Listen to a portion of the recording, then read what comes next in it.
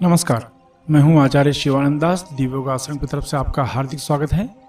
आज हम जानेंगे भगवान शिव के स्वरूप गुप्त अर्धनारीश्वर मंत्र के बारे में और ये जानने की कोशिश करेंगे कि विवाहित जीवन के लिए या विवाह से संबंधित अड़चनों के लिए इस मंत्र का उपयोग कैसे किया जाता है। स्त्री और पुरुष में अंतर समझने के लिए अर्धनारीश्वर स्वरूप में भगवान शिव की महिमा को समझना बहुत जरूरी है। स्त्री पुरुष की जरूरत है तो पुरुष भी स्त्री की जरूरत है। दोनों को एक जगह रहकर ही गृहस्थ जीवन में प्रवेश किया जा सकता है। यानी बिना पुरुष के स्त्री अधूरी है और बिना स्त्री के पुरुष अधूरा है। दोनों में शारीरिक अंतर होने के बावजूद भी दोनों को अपने अपने अनुसार एक दूसरे की जरूरतों को पूरा करने के लिए मन, शरीर तथा आत्मा से जुड़कर चलना होता है। भगवान शिव का अर्धनारीश्वर स्वरूप यही दर्शाता है। यानी बिना शिव के शक्ति अधूरी है तो बिना शक्ति के शिव भी अधूरे हैं। शिव और शक्ति का एक साथ जुड़ना ही अर्धनारीश्वर कहलाता है। इसलिए भगवान शिव के इस रूप की आराधना करने वाले व्यक्ति के जीवन में गृहस्थ जीवन से सभी प्रकार की समस्याएं समाप्त हो जाती हैं और हर तरह का सुख प्राप्त होता रहता है। जैसे कि विवाहित जीवन सुख में बना रहता है, पति पत्नी में प्रेम दिनों दिन बढ़ता चला जाता है, मनपसंद वर की प्राप्ति होती है, पुरुषों को अच्छे आचरण वाली पत्नी की प्राप्ति होती है, मांगलिक दोष का शमन होता है यानी विवाह में आने वाली बाधाएं हटने लगती हैं। उम्र बढ़ जाने की वजह से विवाह नहीं हो पा रहा हो तो इस मंत्र का अनुभव अवश्य लेना चाहिए। सौर गुण संपन्न संतान की प्राप्ति के लिए यह मंत्र बहुत ही उपयुक्त माना जाता है। प्रेमी प्रेमिका के बीच मनमुटाव दूर होने लगते हैं। पति का ध्यान पत्नी से हटकर किसी दूसरी स्त्री की तरफ चला गया हो या पत्नी का ध्यान किसी दूसरे पुरुष की तरफ चला गया हो तो यह मंत्र को अवश्य आजमाना चाहिए। आपके साथी का आकर्षण आपकी तरफ तेजी से बढ़ने लगता है।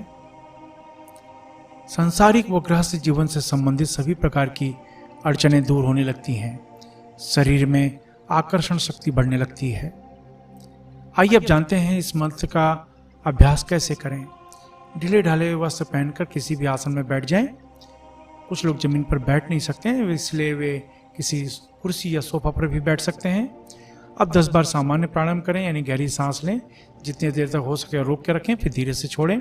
फिर अपने आज्ञा चक्र को यानी दोनों आंखों के बीच में पिंच करें और उस जगह पर ध्यान करते हुए यानी दोनों आंखों के बीच में ध्यान करते हुए अर्धनारीश्वर मंत्र ओम ह्रौम ह्रीम अर्धनारीश्वराय ह्रीम नमः। मैं फिर से रिपीट करता हूँ, ओम ह्रौम ह्रीम अर्धनारीश्वराय ह्रीम नमः। इस मंत्र का उपांशु जप करें। यह जप बुदबुदा कर करें यानी धीमी आवाज में करें। इस मंत्र का जाप पूरे 15 मिनट तक नियमित करना है और 27 दिन तक इस अभ्यास को ले जाना है। इसमें किसी माला की आपको जरूरत नहीं है। आप सिर्फ ध्यान रखें कि 15 मिनट तक इस मंत्र को जपना है। हाँ, आप अपने लाभ के अनुसार इस मंत्र जप समय की सीमा को बढ़ा सकते हैं। यह अभ्यास कुछ दिन तक यानी जब 27 दिन तक का हो जाता है तो ऐसा नियमित अभ्यास करने से इस मंत्र का कंपन पूरे शरीर में होना शुरू हो जाता है। पूरे शरीर में ऊर्जा प्रवाहित होने लगती है और आपको एक जबरदस्त लाभ मिलना शुरू हो जाता है। अब कुछ जरूरी नियम। अपनी पूरी श्रद्धा बनाए रखें। इस अभ्यास शुरू करने के पहले पानी या छाछ अवश्य पी लें, जिससे शरीर का बैलेंस, शरीर की गर्मी नियंत्रण रहती है, क्योंकि इस अभ्यास से शरीर में गर्मी बहुत ज़्यादा निकलती है और ऊर्जा बहुत ज़्यादा निकलती है। इस अभ्यास में दीक्षा की जरूरत नहीं होती। इसका अभ्यास किसी भी सोमवार, मंगलवार या कृष्ण पक्ष की त्रयोदशी से शुरू कर सकते हैं।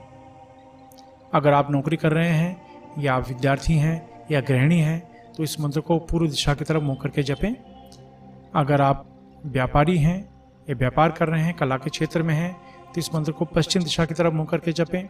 अगर आप लॉटरी, सट्टा, शेयर मार्केट से जुड़े हैं या बैंकिंग क्षेत्र, होटल व्यवसाय के क्षेत्र में हैं तो इस बीच मंत्र को उत्तर दिशा की तरफ मुंह करके जपें। अगर आप जमीन खरीदने बेचने का कार्य करते हैं, मेडिकल, खेती का कार्य, लोहा, कोयला, चमड़ा तथा तेल के क्षेत्र में या कोई ऐसा कार्य करते हैं जिसमें ब्रोकरेज लेनी पड़ती हो या देनी पड़ती हो, तो इस मंत्र को दक्षिण दिशा की तरफ मुंह करके जपें। इस मंत्र का जाप 18 वर्ष के ऊपर कोई भी स्त्री पुरुष कर सकता है। यह अभ्यास सूरज डूबने के बाद ज़्यादा सफलता प्रदान करता है। महिलाएं मासिक धर्म की वजह से 3-4 दिन का गैप करके फिर आगे कंटिन्यू कर सकती हैं। याद रखें, जब भी आप कोई अच्छे कार्य की शुरुआत करते हैं या संकल्प करते हैं तो तुरंत कोई न कोई अड़चनें आनी शुरू हो जाती है, इसलिए प्रबल संकल्प के साथ अभ्यास शुरू करें। ब्रह्मचर्य का सख्ती से पालन करें। अभ्यास समाप्त होने के बाद अश्विनी या वज्रोली मुद्रा अवश्य अपनाएं। यह मुद्रा आपको ब्रह्मचर्य का पालन करने में मदद करती है। अश्विनी या वज्रोली मुद्रा क्या है व इसका अभ्यास कैसे करें, यह जानने के लिए नीचे डिस्क्रिप्शन में लिंक दिया गया है, वहां से आप जानकारी प्राप्त कर सकते हैं। पति पत्नी हफ्ते में एक बार संबंध स्थापित कर सकते हैं। धूम्रपान, मद्यपान, व्यसन तथा मांसाहार से अवश्य बचें। आशा है आप इन विधियों को अपनाएंगे और अपने जीवन में सफल होंगे।